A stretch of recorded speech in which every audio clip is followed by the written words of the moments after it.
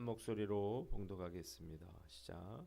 유다 자손의 지파가 그들의 가족대로 받은 기업은 이러하니라.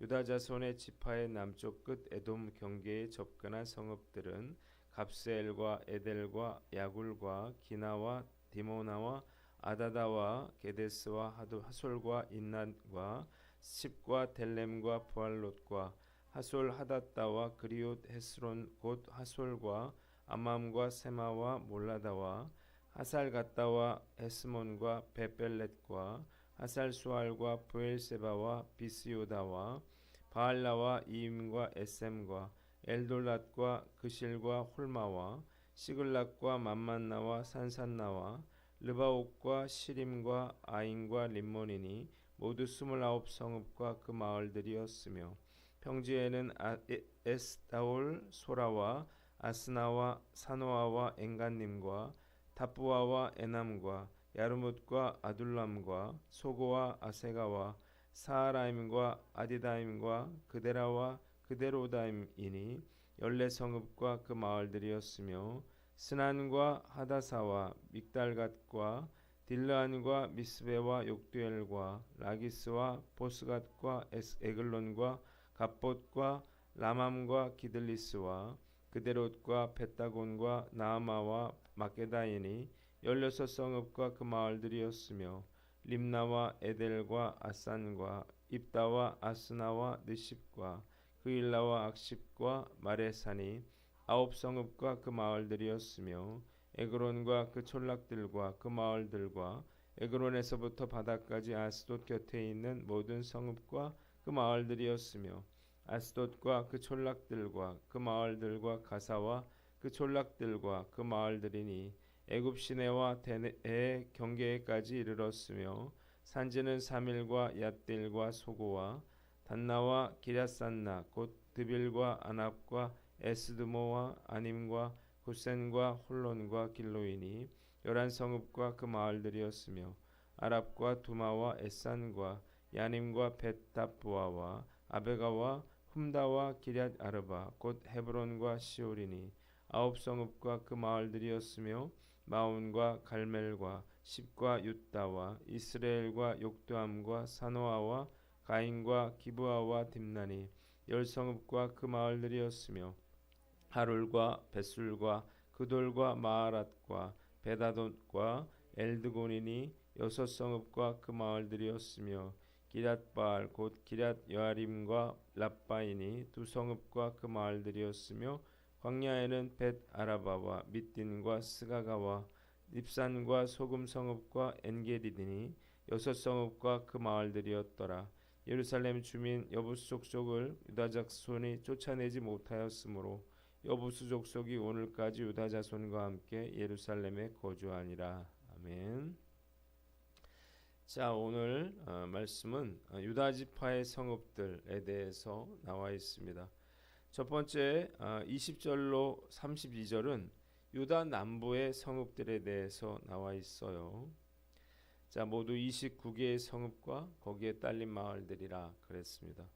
두 번째 지중해 평지의 성읍들이 33절부터 47절까지 나와 있습니다.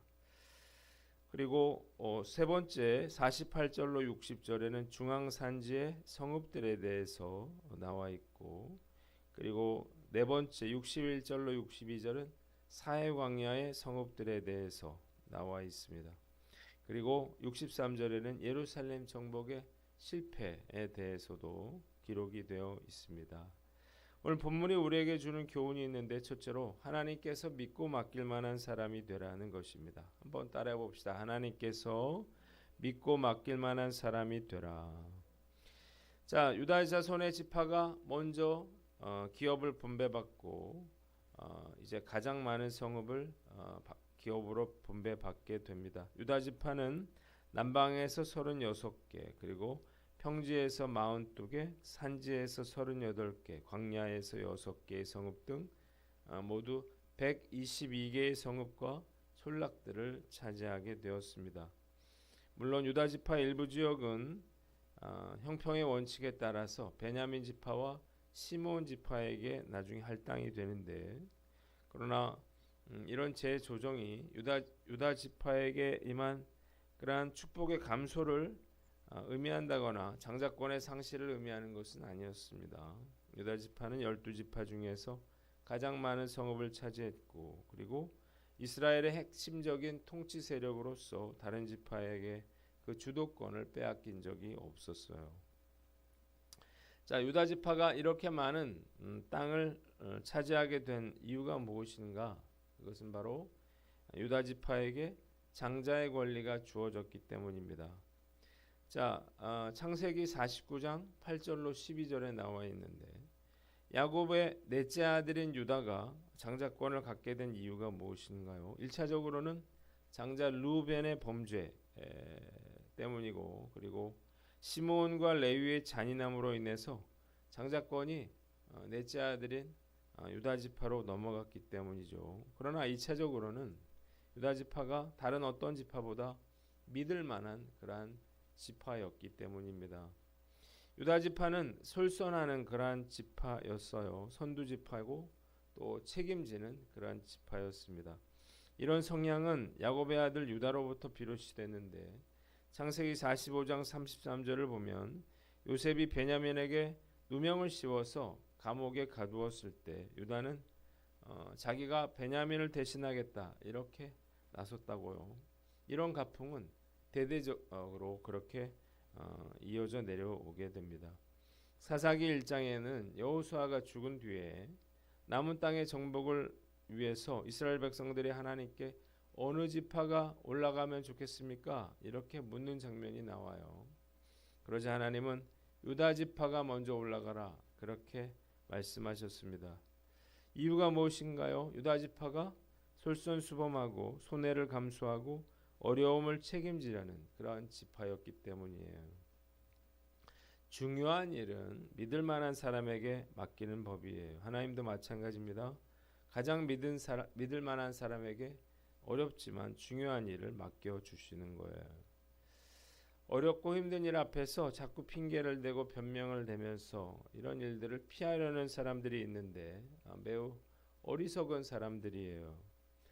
자기는 편해서 좋기는 하겠지만 하나님은 이런 사람들을 쓰시지 않습니다. 그를 믿을 만하다 이렇게 보지 않으시기 때문인데, 그렇기 때문에 믿을 만한 자에게 주시는 축복도 받을 수가 없는 것입니다.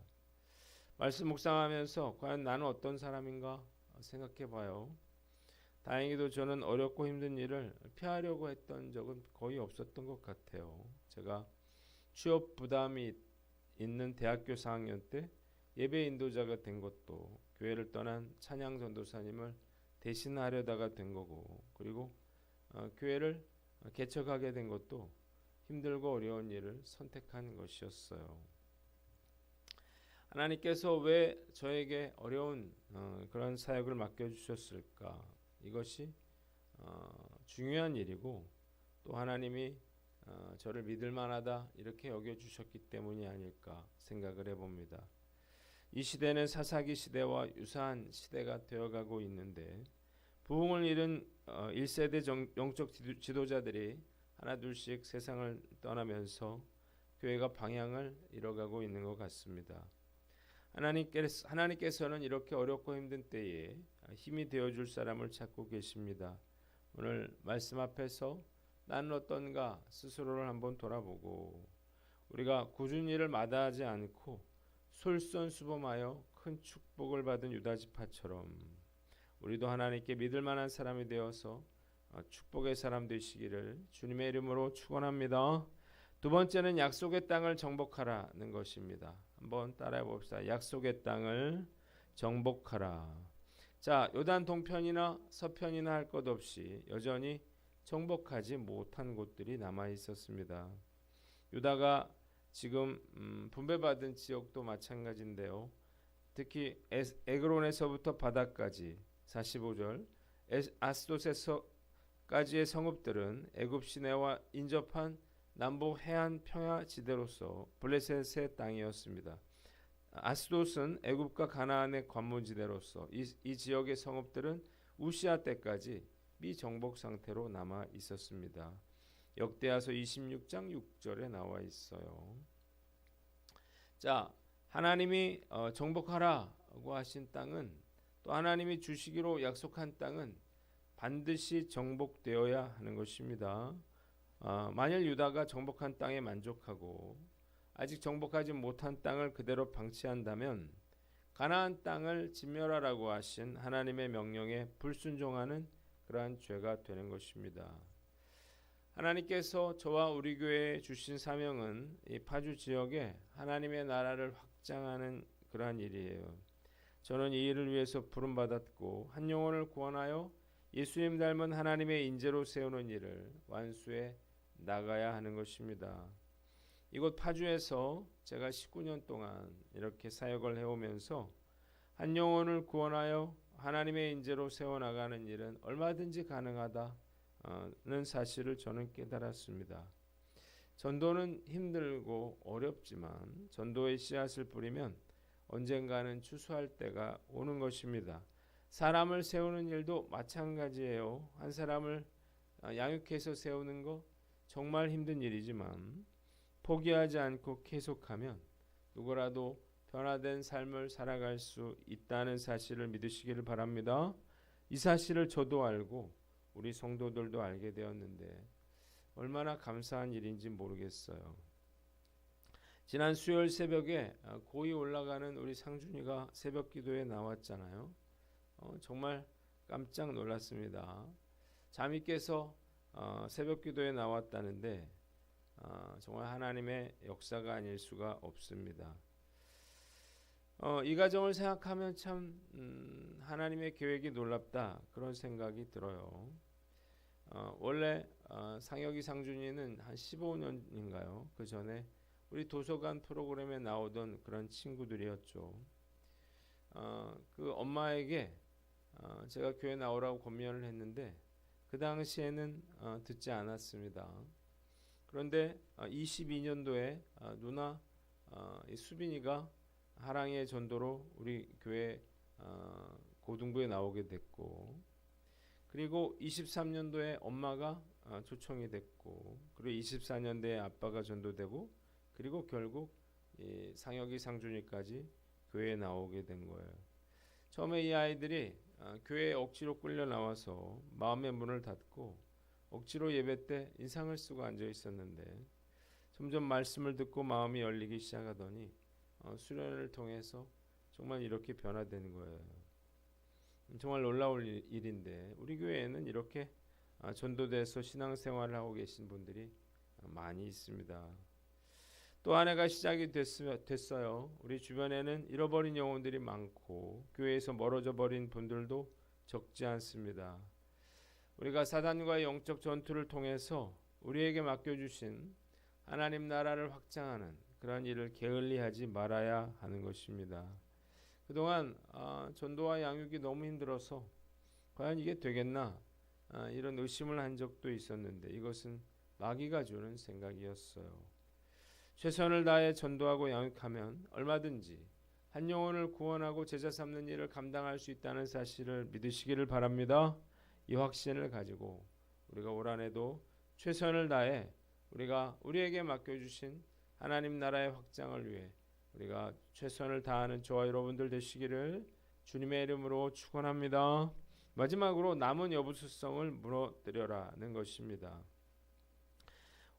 안타깝게도 유다 지파는 예루살렘에 살고 있던 여부수 사람들을 쫓아내지 못했어요. 그래서 63절에 오늘까지 유다 자손과 함께 그들이 예루살렘에 거주하고 있다 이렇게 기록이 되어 있습니다. 여부수 족속은 다윗 시대에 추방이 되어 여부수 족속이 살던 여부수 성은 120개 성읍 가운데 한 개 성읍에 불과했지만 한 개의 성읍으로 인해서 이스라엘 전체가 고통을 받았다는 사실을 우리가 깨달아야 하는 것입니다. 자, 하나님이 가나안 거민을 진멸하라 하신 이유가 무엇인가요? 그들의 죄악에 대한 하나님의 심판이었고 또 이스라엘 백성들이 이들로 인해서 범죄하지 않도록 하기 위해서였습니다. 그러나 유다 지파는 그들과 함께 살았고 결국 이들이 가시와 올무가 되어서 끊임없이 이스라엘 백성들을 괴롭히게 되는 것입니다. 말씀 묵상하면서 신앙생활은 정말 제대로 철저히 해야 한다는 사실을 다시 한번 깨닫게 됩니다. 많은 성도들이 신앙생활을 제대로 철저히 하려 하지 않고 자기가 정한 어느 선까지 혹은 대충 하려 그래요. 정말 어리석은 그런 행동이죠. 철저히 신앙생활하지 않으면 결국 언젠가는 그 대가를 치르게 되는 것입니다. 작은 불순종이 결국 가시가 되고 올무가 되어서 우리에게 고통을 가져다 주는 것입니다. 오늘 내 삶에서 정복되지 못한 여부수성은 과연 무엇인가요? 대수롭지 않게 여겼던 단 한 개의 여부수성이 나를 무너뜨릴 수 있는 것입니다. 이만하면 됐다라고 하는 생각을 버리고 우리가 말씀대로 철저히 순종하는 저와 여러분들 되시기를 주님의 이름으로 축원합니다. 기도하겠습니다. 하나님 아버지, 우리가 하나님께 믿을 만한 사람이 되게 하시고 약속의 땅을 정복하고 그리고 남은 여부수성을 정복하게 하여 주시옵소서.